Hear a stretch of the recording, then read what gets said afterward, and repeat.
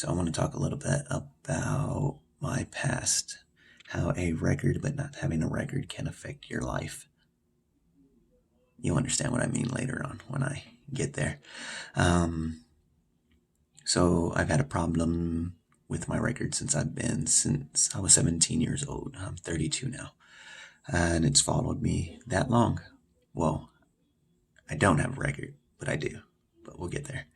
Um, okay, freshman year, high school, just turned 17. Granted, I was just 16. I still got friends that are 15. We're out partying on a Friday night, my birthday. I engage in some sexual activities with a female friend. Her friend's mom walks in on us, sees us, tells her mom, and she got in trouble. But I didn't know about none of this I didn't know she got in trouble or any of that until later on.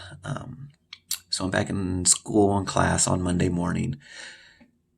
And next thing you know, two officers are walking into my classroom and ask me to come outside. I step out the classroom and they put me in handcuffs and they're taking me to jail. I'm like, what did I do? What did I do? And there's like, were you here at this time? And do you know this person? I'm like, yes, yes. And they're like, okay. They put me in the back of the car. We go to the police station. They're running my fingerprints. And then they're like, can you explain to us what happened this night? And, I explained everything that happened that night, leave out the sex. And it was just like, so nothing else happened, anything else. And I was like, well, I mean, we did do it and blah, blah, blah, blah. Not thinking it's a big deal because, it was consensual and everything. I knew the girl, she knew me, blah, blah, blah. They're like, okay. They did my fingerprints, put me in handcuffs, and they took me to county jail, not juvenile, county jail. So I'm in county jail. I'm sitting there, and I can't. I'm just like, what is going on? Like, no one has told me what's going on. It's crazy. I don't even know why I'm in jail, and it's just 17 years old, and I'm in like the big guy jail and stuff. Not prison, but not. It wasn't juvenile, and I've only been 17 for like 3 days. Um, so sitting in there, they bring in all these other inmates, and I'm freaking out. Like, there's these grown adults, and they're fighting with the cops. They're yelling, and it's just all kinds of stuff going on. And they bring in a group of people, and they're all orange jail outfits with the handcuffs around the wrist, the handcuffs around the waist, the ankles. And I'm just there, my still school clothes and everything. And they have nowhere to put him. And then one of the guards says, put him in there with him. And then, one of the other guards is like, well, he's only 17. And the other guards, well, if he's in here for a reason. There's no age limit in this facility. So throw them all in there. Now I'm in the cell with all these people that were just handcuffed, like, straight prisoners, and not knowing that a few days later, I'm going to be in the same outfit. Well, actually, hours later, I was in the same outfit. I had the same handcuffs on my wrist, handcuffed to my waist, handcuffs around my ankles, the shackles where you can barely walk. And no one was still telling me what's going on. Well, back it up a little bit while I'm still in processing. They're going through all my belongings. They strip me down and, I'm butt naked and just like, okay, I have to do the cough, the squat and all that, blah, blah, blah, blah. They're going through my wallet and they find a roach, marijuana, a joint, the bottom of a joint. When a joint is finished, it's considered called a roach, street lingo, I guess you can call it. But I had one just sitting in my wallet. The guard looks up at me and goes, whoa, what is this? It smells it. And it's like, oh, that's another first degree felony. I was like, another? We're like, what do you mean? I don't even know why you're in here. And he's like, you don't know why you're in jail? I was like, no, I was in school and they picked me up and brought me here. And he's like, oh, well, let's look. Pulls up my case and it's like, oh, so you're in here for aggravated sexual assault, first degree felony. And you just picked up another first degree felony. And I was like, wait, what is the first one for? And he goes, well, did you rape anyone? And I was like, no, I hadn't. What is going on? Like, no. And, well, I don't know what to tell you. You can have to wait till Monday, or you have to wait till tomorrow to go see the magistrate of the person that's going to tell you everything that's going on and arraign you and all that.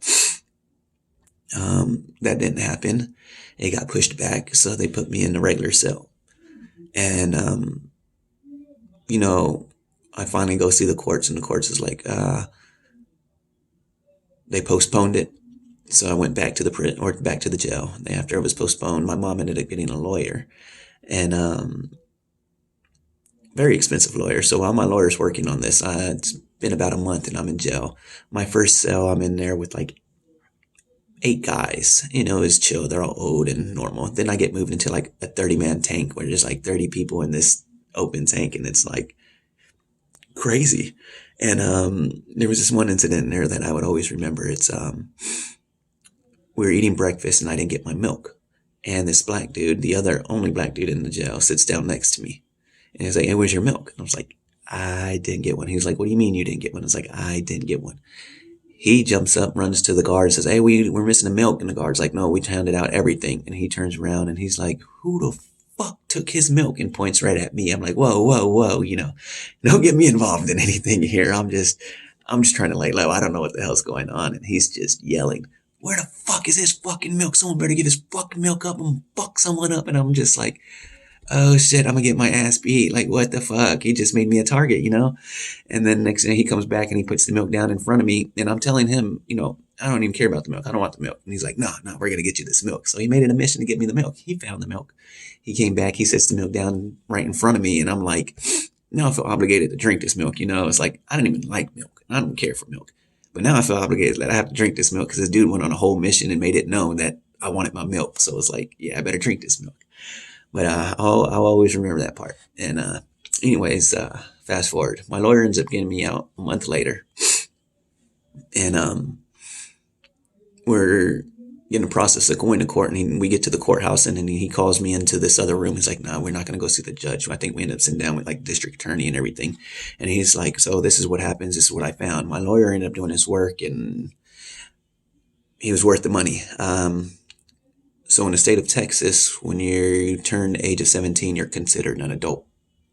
And my friend that was 15 was considered a minor.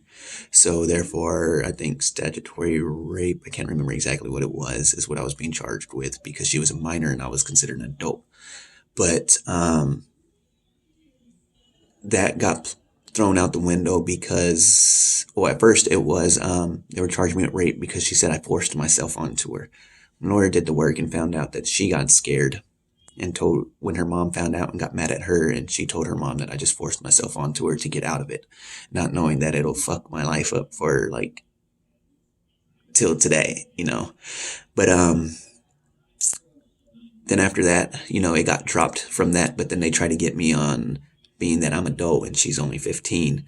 But my lawyer worked his way around it. We're in high school. I just turned 17. We're all friends. We grew up together and blah, blah, blah. I don't know. So how it went, but I never seen the judge. I just sat there with the district attorney, and district attorney was like, "All right, cool.